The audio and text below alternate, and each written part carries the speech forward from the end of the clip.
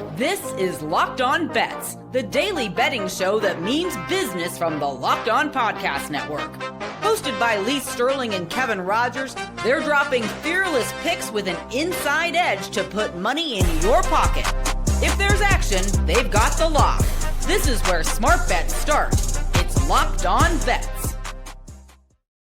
Welcome to the Tuesday edition of Locked On Bets. Kevin Rogers and Lee Sterling of Paramount Sports with you, as we always appreciate you making Locked On Bets your first listen of the day here on the Locked On Podcast Network. Got a lot to recap from the Vikings comeback over the Bears last night to wrap up week one in the NFL. Big win for Minnesota on the road over Chicago. Also, college football. We'll dive into that coming up. LSU and Florida, SEC showdown from Baton Rouge coming up on Saturday. Can the Gators bounce back after getting tripped up at home by USF? We will talk about that and much more. But with all that being said, Lee, let's start on the diamond with a hidden gem. To find a diamond in the rough, you need to dig a little deeper for those hidden gems. Two teams have been eliminated from baseball playoff contention for a while now, the Nationals and the Marlins. Marlins played all right earlier in the season. I don't want to totally take away from them, but let's get real. They weren't going to be in the playoffs. So the Nationals play the Marlins tonight in Miami. They continue their four-game series, and James Wood, the big slugger for the Nationals. Lee, what do you like with this prop tonight? Like you mentioned, these two teams are bad. It's a rough watch, but you know, sometimes you got to do what you got to do, and you got to dig real deep. And I found something here. So James Wood bats second. This guy is really good on a bad team. Now he's facing a team that is horrendous. The Marlins, they're trying out different people. The bullpen is awful. You know, they're just going through the motions. And he's only faced this guy, Adam Mazur, once. But he was 2 for 4 with a 2-run homer. He's having a really good month, and he's coming off a 3-hit game here last night with 2 doubles. So what you have here is a team that, like I said, Washington, not great, but a really good player and locked in right now, facing a guy, a rookie, you know, and sometimes these rookies, they get to the end of the year and they're gassed. They're just not used to pitching that many innings and the pressure. And like I said, these are two bad teams, but sometimes you just got to take advantage of it. And they scored 15 runs yesterday. So the Marlins bullpen is like they're on life support. He might get 5 at bats, maybe even 6. Who knows? I mean, he can't get 2 singles, a double and a homer. I think he's going to get over this total here, over the 1.5 bases by his third at bat. So we're going to go over 1.5 bases, -110 for James Wood. It's going to start off Tuesday as my hidden gem.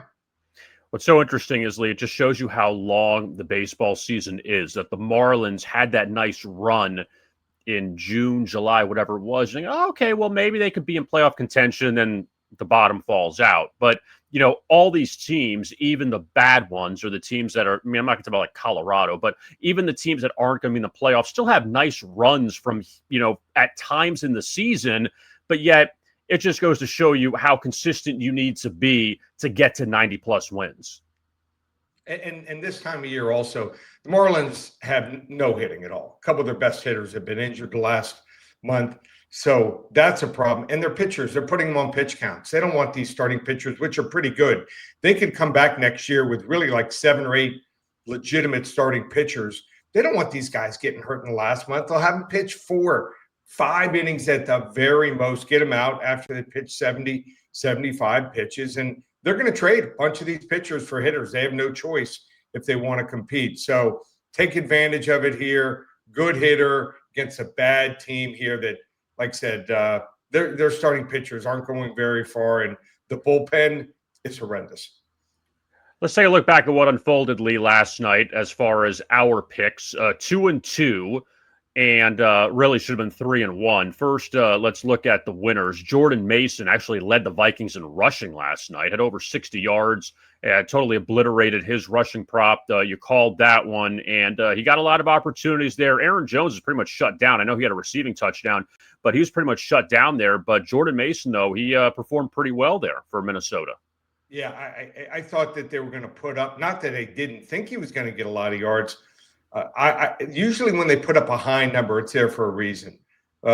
These bookmakers are smart, and I think most people played the under on that, thinking this is easy money here. But Aaron Jones just not starting well, and like I said, Jordan Mason is a force here, running and catching the ball to the backfield, and felt he'd get plenty of opportunities. And Aaron Jones kind of softened the defense up for him, and boy, does he run hard. So wouldn't surprise me if by week 4 or 5, if maybe they switch the roles here. I just think that Mason might be the harder runner here, and then he might soften it up for Aaron Jones. So if you got Aaron Jones as a fantasy player, you're not looking so good. Yeah, and Mason played well in San Francisco when Christian McCaffrey got hurt last year. So we'll see what he does with Minnesota now moving forward. As far as the other winner, Pete Alonso, the Mets offense really didn't do much last night. He did enough, a double, and that was it. Mets lost to the Phillies, but he still got that double over 1.5 bases for the second winner. Yep, and then added on a little icing on the cake with another hit later in the game. So they didn't score, but he did enough, and good hitter, really good hitter. They're very happy that they signed him. He's one of the main reasons they're in contention right now, and they'll probably be in the playoffs, and we'll see if they can do some damage. Now, the loser, and I'll wear the hat on this one, with the Royals, first 5 innings. What's funny, Lee, is that when Cleveland scored in the first inning, I'm kind of thinking, all right, this is done. Like, I already felt like it was finished. Bobby Witt Jr. didn't play again, which obviously kills the Royals. But Slade Cecconi, I had numbers on him. He had not pitched well recently. He took a no-hitter through 7 innings last night. So Cleveland ended up busting out and winning that game in blowout fashion. But, of course, I guess sooner or later, some of these guys will turn around and pitch well. I can't explain. Who knows? Maybe he had friends or family coming in to see him. Makes no sense. He had never pitched that well. And, I've watched him since back in the days at the University of Miami. So, he's been a guy that's just been kind of trying to find himself. But last night, his ball was electric. Fastball was like 2-3 miles an hour faster. His breaking ball, sinker had more break than normal. And hats off to him. Just happens sometimes. And you know what? It's one loss. We move on. Now, I want to talk about this. We're kind of tying in this loss to like recapping the game last night. So you had a teaser on the Bears and the under, which through 3 quarters was just like spot on. And the Bears even had a pick 6 in there too. And I know you say, you can't handicap turnovers and defensive scores, but they get that and they're in control. But it kind of felt like, all right, Chicago's going to win a low scoring game. They're going to be 1-0. And then it just explodes in the fourth quarter. Minnesota scores 21 points. Their offense wakes up.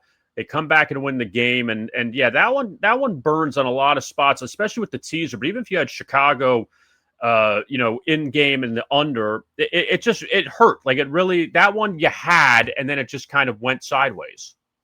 Yeah, I just couldn't find a winner either side. I thought it was going to be a 3-point game. And sure enough, it ends up a 3-point game. So rather than trying to pick a winner, and we've been pretty good over the years doing these 2 teams 6-point and occasionally 7-point teasers. So with me feeling it was going to be a close game, and they're up 17-6, going for a field goal, start of the fourth quarter, I'm thinking, oh, well, this is good. What happened? It wasn't a turnover. It was a missed field goal. The Vikings have been backed up a bunch, and if he makes that field goal, actually, I was rooting for him to make it, because then what you have is there's almost no way that the Bears are going to end up losing by more than 3. If they score 2 touchdowns and then win at the end with a field goal, you're still a winner. So I'm rooting for the field goal. He misses it. They get the ball at the 40-yard line. And then all of a sudden, J.J. McCarthy, he just got his confidence. And, you got to close the door on good teams. And this kid looked really good. Give him credit. So, I'm thinking if he makes the field goal, it's 20-6. That's 26 points. We just need to keep it under 49 or less. having it 49.5, having the under. And there's 3 touchdowns in the fourth quarter. We're golden. But as it turns out, just one of these cases where they caught fire. And then after that, 3 touchdowns. And then the Bears, well, we couldn't really win either way if they scored a touchdown. We actually could have won if they kicked a field goal. Third down, they probably would have gone for a field goal. They had the ball, I think, like the 30, 32. And I think there's a defensive holding. So it turns out kept the drive alive. And after that point, they scored the touchdown and we're sunk. So I think we had the right side. Sometimes these fourth quarters go crazy. That was the case there.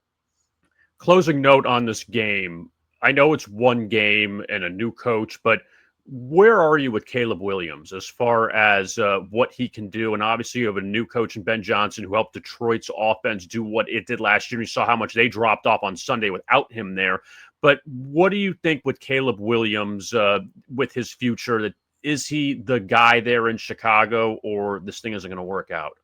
I think he looks better. I think he's going to be the guy. So is he going to be a top 5, top 8 quarterback? Maybe not, but I think it's going to be good enough with the talent around him and usually a really good play caller. So as their head coach. So I saw some progress last night and doesn't like to take sacks. He had a couple great scrambles. The one where he's going to the left and, he hops and then he sees the defender and he does a pirouette spin, which was fun to watch. So I think he's better. So, I think they'll be fine. That's not going to be the reason they lose.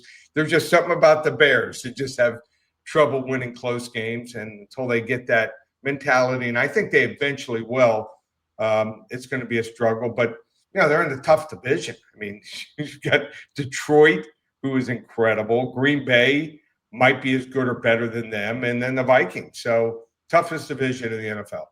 And the Bears go to Detroit coming up next week. So Ben Johnson, a quick turnaround back to his old employer coming up next week. Should be a very interesting game. Both teams at 0-1 heading into that one. Coming up, we will take a look at a WNBA play and a Major League Baseball play. And still Florida LSU will preview that as well. That's all straight ahead right here on Locked On Bets.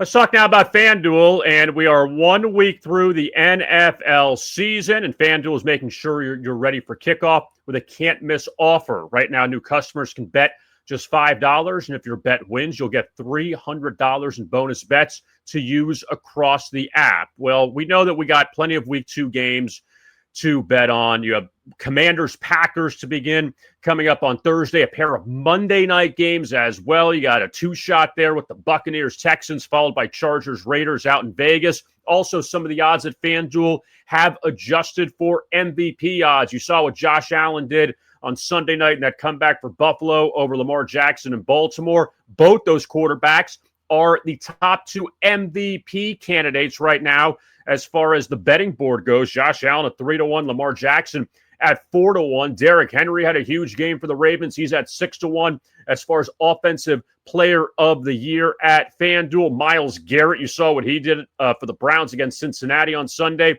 He's at 6-1 for defensive player of the year. So if you want to bet on those postseason awards, you check them out at FanDuel. They are updated every day and every week, and see what kind of odds that you can get. So are you ready to play? Download the FanDuel app now by visiting FanDuel.com to get started. That's FanDuel.com to place your first $5 bet. We continue here, Locked On Bets on a Tuesday. Kevin Rogers and Lee Sterling of Paramount Sports as we now go to the WNBA. Only a few days left in the regular season, Lee. I know you've been keeping an eye on it. It's time now for the wrong team favorite. What the fuck? WTF.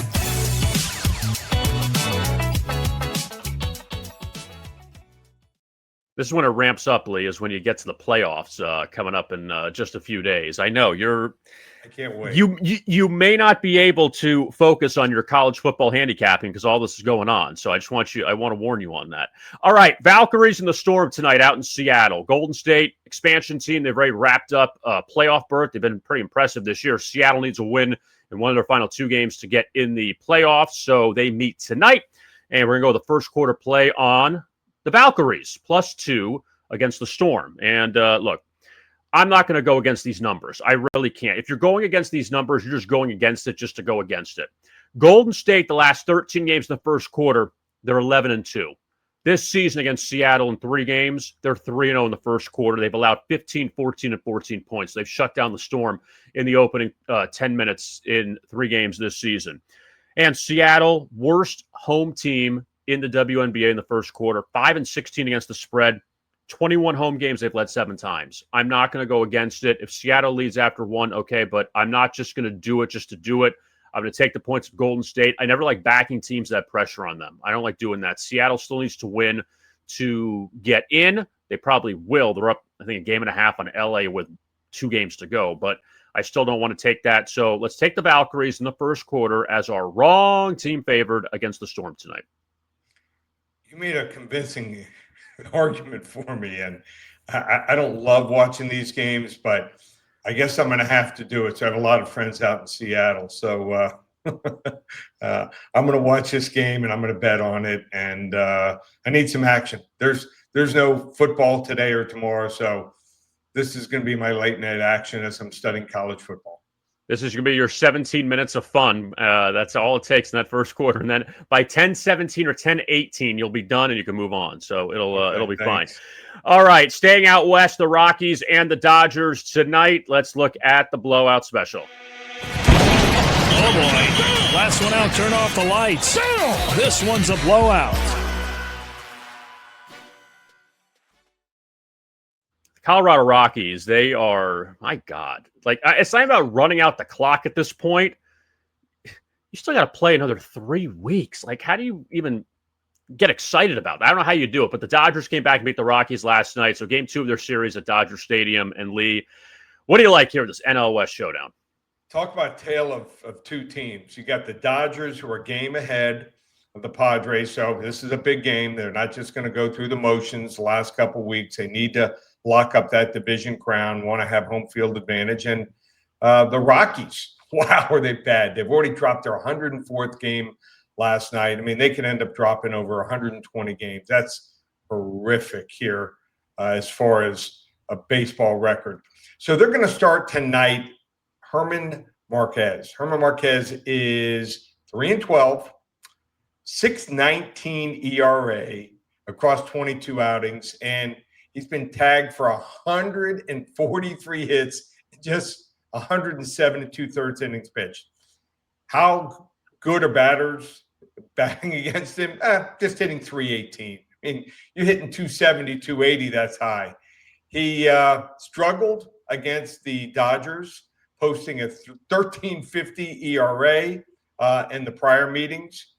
5 quality starts. That's it the entire year. So I think it's going to be really tough for him. On the other side, Emmett Sheehan returns to the mound. He has been good of late, 5-3 for the year, 3.59 ERA. Opponents hitting just 218 against him, and he has 60 strikeouts over 52 2/3 innings here. So I just think that pitching Sheehan against the 29th rated lineup as far as scoring, I can't see, the Rockies scored 1 last night. Dodgers scored 3. Dodgers due to explode here and put them away. And these are the games that the Dodgers just build that record up, and they're trying to get a 2, 3, 4 game lead on the Padres heading down the stretch here. So don't normally lay 1.5 runs, but you have maybe the best team in baseball against the worst team in baseball. Lay 1.5 runs, much better pitcher, much better lineup here. So I'm going to lay the 1.5 runs here with the LA Dodgers minus 135. It's going to be my blowout special. Looking back at what the Dodgers have done against the Rockies so far this year, Lee, in the 9 wins, 8 of them have come by 2 runs or more. So usually when LA faces Colorado, they take care of business. I don't know what's more impressive, that the Rockies have 40 wins at this point, or that they're 40 games back of the Dodgers at this point, which is it's pretty disgusting. It's crazy how things have fallen. Used to have some decent hitters back in the day. It's not even really back 15. They were in the World Series in 2007. I know it feels like a century ago, but still, like, it's not like they've been hopeless. They just, I don't know. Matt Holliday breaking his chin on home plate. That's the big highlight in that Padres Rockies wild card game, the year they went to the World Series. But yeah, we'll keep an eye on that tonight. We'll see if the Dodgers can keep their offense going. And coming up, though, Lee, we do have college football to discuss. LSU and Florida. Gators beat the Tigers last year. We'll see if UF can do it again. But Billy Ball not looking too hot after their loss to USF. So we'll talk about that coming up as we continue right here, Locked On Bets.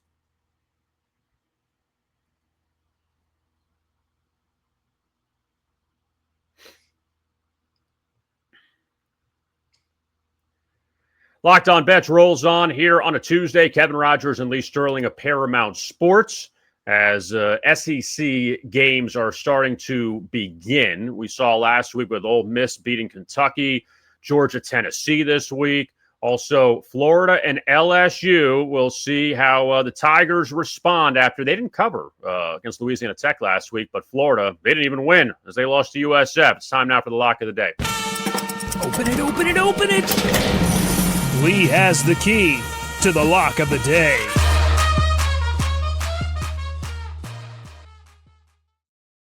We're up to a lot of the Gator fans. I'm sure they would, for free, pack up Billy Napier's house and send him out of Gainesville. They would say, we will do it for free. You don't need to pay us. Don't give us pizza. Don't give us beer. Just, we will do it for free. No charge. So, with that being said, Florida did beat LSU last year, Lee, in the Swamp. We'll see if they can do it again or if LSU can get revenge on that. So, what do you like with the Gators and Tigers on Saturday? So, I refer to Billy Napier as Sunbelt Billy. Why? Coached in the Sunbelt. And certain coaches just have certain levels. They can't coach at a high enough level. Certain, coaches, they shouldn't be coaches as far as head coaches. They should be coordinators. So I think that he's in over his head here. So he gets a job, and in his third year last year, it looks like they are done. They're playing LSU, and at half they're losing, and he's on his way to going 4-6. Then out of nowhere, they played out of their minds in the second half in the LSU game. They beat LSU, beat the last two opponents, and then win the bowl game. And he ends up somehow saving his job at 8-5. He was that close, I truly believe, one half away from getting fired. So now he's going to have to get his team back up after a horrific loss to USF. Not that they're bad, but just mentally to lose to USF. USF, I can tell you, probably 95% of the kids, if they were offered by any of the other schools in the state of Florida, Florida State, Miami, they'd accept it. That's big-time football. That was a program-changing win for them last week. And it wasn't just that they were probably the better team. It was, we saw a Florida team that committed penalties, 11 for 103 yards, numerous mistakes, undisciplined. And I'm watching DJ Lagway, who's a really good quarterback for Florida. Remember, they limited him in the summer-fall camp. I still don't think he's 100%. So I think he's playing at about 80, 85%. Now LSU comes back. That was the game last year that sealed their fate and knocked them out of the college football playoffs. You don't think that this is a circle game for revenge? You bet it is. I think that last week watching them, they were just going through the motions. If you are not disciplined and playing at a high level, the Death Valley, it'll swallow you up. That place is going to be wild here. Revenge, revenge, revenge. Goodbye, Sunbelt Billy. LSU here, 31-14. And this gauntlet coming up for the Gators was at LSU, Miami, Texas, Texas A&M, the next 4 games. He loses them all, he's done. He'll be done. So we're going to start off Tuesday here with a level 2 lock on LSU. Yeah, and it's a big game for Brian Kelly. And you know what, too? You mentioned it as well. You beat Clemson in the opener. You get Florida in the third game. You had to expect Louisiana Tech to be that sandwich game. You kind of just want to get through that. It's like, all right, we beat Clemson. We got our eyes on Florida. We have an in-state school that we know we can beat. And they don't end up covering that game against Louisiana Tech. So that probably was a good circle spot as far as just a situational thing. Now, again, 2020 hindsight, but still, I get that's what we have to find on the schedule sometimes in college football are those games where there's not a lot of motivation going into that Louisiana Tech game, especially with the Florida game up ahead. But also, we'll see what Florida does here. We'll see how they respond after that USF loss. This is it. Backs against the wall. Yeah, and we'll see how they do going on the road. Tough place in Baton Rouge at Death Valley. That is coming up on Saturday. Lee, what is going on with Paramount Sports since now week 1 in the rearview mirror in the NFL, week 2 coming up Thursday, and also week 2 of college football starting Thursday as well? Player props have been absolutely red hot. College football and the NFL. I think we've only lost one college player prop and one NFL player prop the entire year. So you want to hop on $5.97. This will start on Thursday, and it's going to run all the way through the Super Bowl. You get both. You're going to get probably 7 to 10 selections a week on player props, and new item for us, but been very successful with it. So player props, $5.97 through the Super Bowl. Baseball continues. UFC again this weekend. We'll have that. And of course, football kicks back up on Thursday. And we're going to have football selections. I'm going to have a college and an NFL game every single day the rest of the week. So it's going to be a fun time. And finally, got a really good card back in college football for this weekend. Yeah, looking forward to it, and a lot of conference games now kicking off, so that'll be good as well. And don't forget to like and subscribe to our YouTube channel, Locked On Bets, as well as the podcast version as also on your favorite audio platform. So we appreciate your support there. You can find Lee on X at Paramount Sports, myself at Rogers Picks. For Lee Sterling, I am Kevin Rogers. We'll talk to you again coming up on Wednesday for another edition of Locked On Bets right here on the Locked On Podcast Network.